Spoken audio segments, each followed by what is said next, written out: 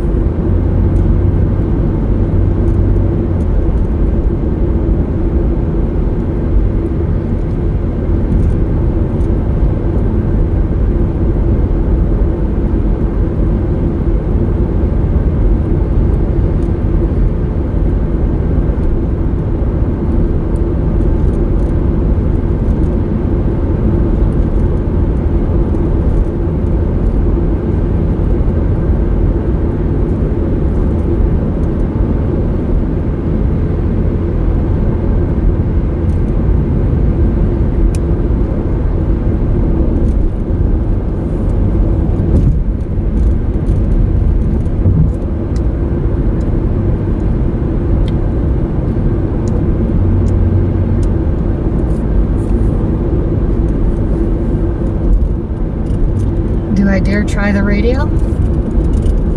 Never know what you're gonna hear. I got a life that most would love to have, but sometimes I still wake up fighting mad. And where this road I'm heading down might lead, I guess that's just the cowboy in me. I'm reckless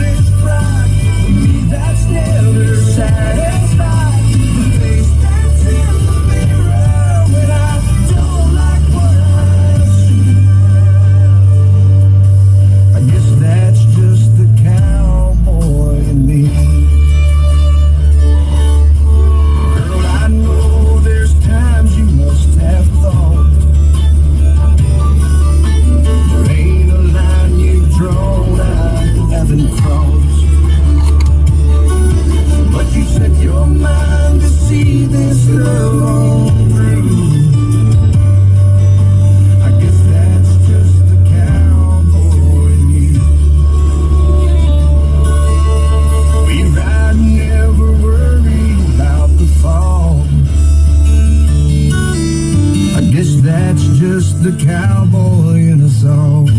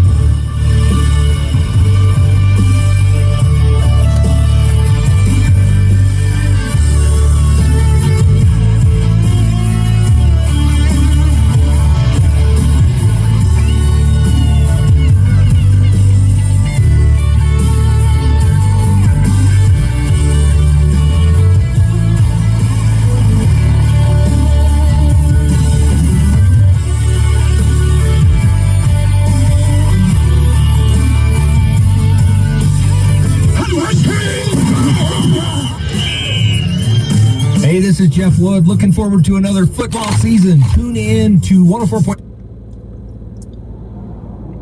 There are concerns, but there are concerns not so much for whatever was her background, but for statements and positions that she made in the more recent past than the 90s about being Eurosceptic, the idea of Italy exiting the Euro, if not the EU.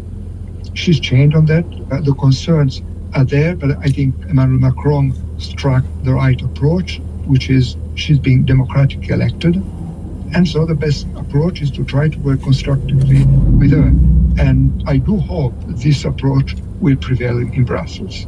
What about the potential relationship with Hungary, though? Because we know the Hungarian government of Viktor Orban has been very happy about her rise to power and about this election result. I mean, if you were advising the EU, how would you advise them to deal with this potential relationship between Italy and Hungary?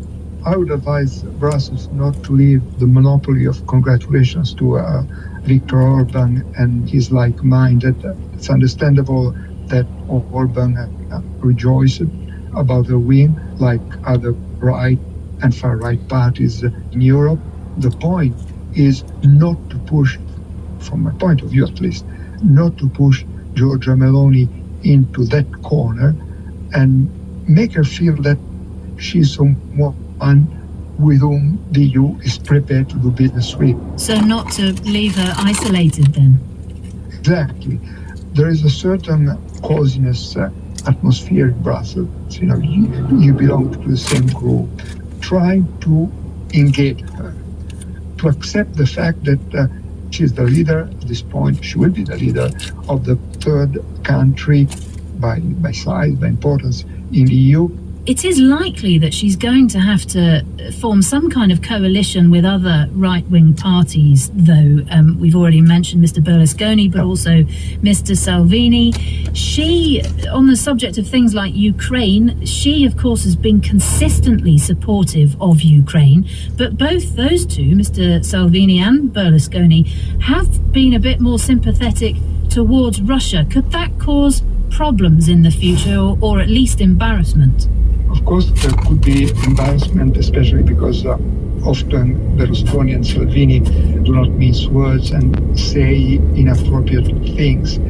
However, the size of Meloni's wing in relation also to the other two parties, especially Salvini's League, which was scored after 10%, give her power enough to stay the course and maintain what she wants to, very Atlanticist course. I don't think that, especially in the near future, Berlusconi or Salvini will be able to go on Russia and Ukraine. This is something that has been very consistent, very That was Stefano Stefanini, Italy's former ambassador to NATO, speaking to me a short time ago. You're with NewsHour, live from the BBC World Service.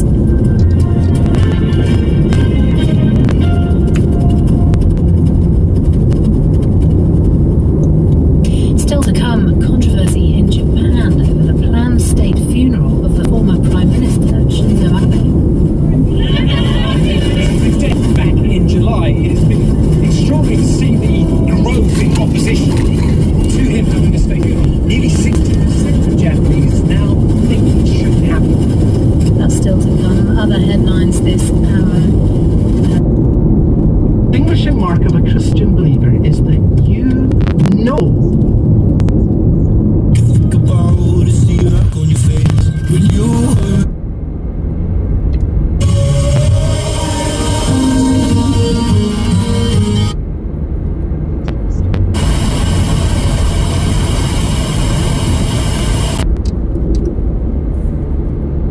simple question. Do you know the grace of the Lord Jesus Christ? Was there something I could have said to make your heart Oh, wow.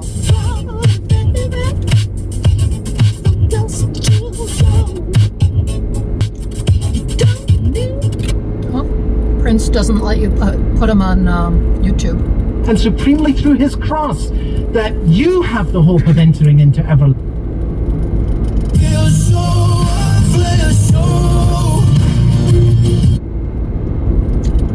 to be rich, to be my girl.